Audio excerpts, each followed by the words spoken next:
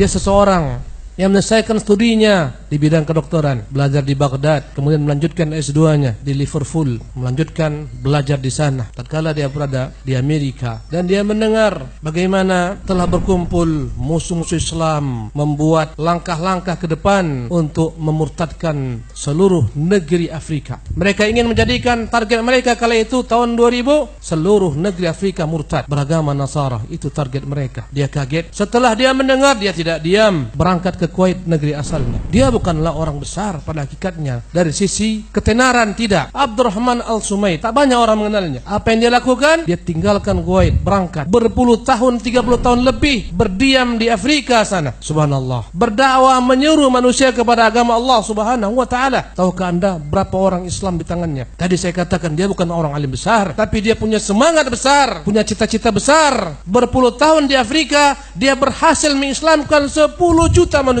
Allahu Akbar. Dia berhasil mendirikan 5.000 masjid di seluruh negeri-negeri Afrika. Subhanallah. Di sebanyak 34 negeri-negeri Afrika, dia berhasil mendirikan 5.000 masjid. Berapa yang kita dirikan dari masjid? Berapa orang masuk Islam di tangan kita? Tanyakan diri kita masing-masing. Berapa banyak proyek-proyek besar yang dia bangun sendiri? Subhanallah. 7.000 sumber-sumber air berhasil dia buat. Sumur-sumur bor yang begitu dahsyat di negeri Afrika yang terkenal dengan kekeringan. Sampai 1.500 meter ke bawah, dia berhasil menguatkan air-air menjadi sumber kehidupan bagi masyarakat Afrika. Dia melihat betapa kemiskinan melanda negeri Afrika. Sementara kebanyakan penguasa-penguasanya adalah kaum Nasara. Dengan program-program diutus anak-anak mereka berangkat ke negeri-negeri Eropa sana, pulang membawa gelar doktor, profesor.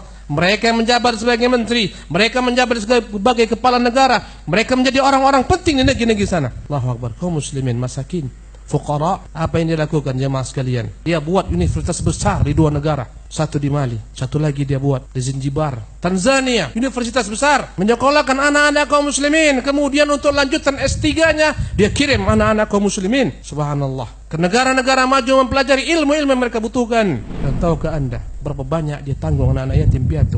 13.000 anak-anak yatim piatu yang dia tanggung, dia sekolahkan sampai gelar doktoral dan pulang ke negeri mereka menjadi orang-orang besar. Bahkan di antara mereka pernah berkata, dan dia asalnya adalah anak yatim piatu yang didanai oleh Syekh Abdurrahman Al-Sumaid ketika menjabat sebagai menteri. Saya ini adalah didikan Abdurrahman bin Sumaid. Dia sekolahkan saya dari kecil sampai saya memperoleh gelar doktoral, sampai saya duduk di tempat ini. Ketika dia kuliah di Kanada, istrinya menceritakan dalam beberapa tahun, 4 tahun di Kanada, istrinya hanya punya 4 pakaian saja. Harta mereka jadikan untuk jalan menuju surga Allah Subhanahu wa taala. Karena dia berkhidmat untuk Islam dan kaum muslimin, setiap tahunnya ada hadiah diberikan oleh kerajaan Saudi atas nama Malikul Faisal terhadap orang-orang yang berjasa bagi Islam. Beliau mendapat 1 juta rial. Allahu Akbar. Bilangan tidak kecil. Tahukah Anda berapa yang diambil? Sepeser pun tidak diambil untuk dirinya. Semuanya diinfakkan di jalan Allah Subhanahu wa taala. Dia menceritakan bagaimana dia berdakwah di negeri Afrika. Subhanallah. Tatkala dijemput oleh seorang ingin bertemu dengan dia dan ternyata terlambat, mereka mengatakan mereka terhalang dalam perjalanan, banyak halangan rintangan. Kata dia,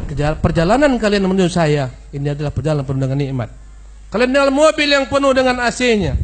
Saya pernah berdakwah di Afrika, saya pindah satu tempat ke tempat lainnya dalam kontainer-kontainer. Subhanallah, dalam mobil-mobil kontainer sampai belasan jam, sampai 18 jam. Pada tahun 2013 beliau meninggal rahimahullah tabaraka taala rahmatan wasi'atan. Orang ini adalah orang yang tak begitu dikenal oleh manusia, tapi orang-orang Afrika mengatakan dialah raja di Afrika sana. Fuqara, masakin, mereka mengenal dia, dan dia bukanlah orang berilmu syar'i sebagaimana saya sebutkan tadi, tapi dia mampu melakukan banyak hal dalam dakwah. Ini contoh daripada contoh-contoh orang besar yang mampu berdakwah dengan apa yang dia miliki. Subhanallah. Maka Anda wahai kaum muslimin yang dimuliakan Allah Subhanahu wa taala, tanyakan kepada diri Anda, apa kontribusi Anda telah berikan kepada Islam dan kaum muslimin? Berapa masjid yang Anda bangun? Berapa orang yang Anda Islamkan? Berapa orang yang Anda giring mendapat petunjuk Allah Subhanahu wa taala? Tanyakan kepada diri masing-masing. Orang besar adalah orang senantiasa bercita-cita besar. Orang besar adalah orang yang terlahir bukan untuk dirinya semata, tapi dia terlahir untuk orang banyak. Itu ciri-ciri orang besar. Nabi kita yang mulia SAW mengatakan khairan nas anfa'uhum linnas. Orang yang terbaik adalah orang yang paling banyak manfaatnya untuk manusia. Tahukah Anda apa perkataan Syekh Abdul Rahman Al-Sumaid? Anak saya ada berapa orang? Yang paling bakhil di antara anak saya, yang paling kikir di antara anak saya, kami menganggapnya kikir, adalah yang berkorban dengan setengah hartanya. Yang paling kikir menurut hitungan mereka di antara anak-anaknya adalah berinfak dengan setengah hartanya. Jemaah yang dimuliakan oleh Allah Subhanahu wa taala, apa yang telah Anda buat untuk Islam? Apa yang telah Anda persembahkan untuk kaum muslimin, untuk anak-anak kaum muslimin? Mari bersama-sama kita pikirkan. Hendaklah kita sejak saat ini berpikir selalu, sebelum aku meninggal, apa yang ku buat untuk Islam? Harta yang kita cari semuanya tak akan mungkin kita bawa ke dalam yang kubur. Yang akan kita bawa adalah amal saleh.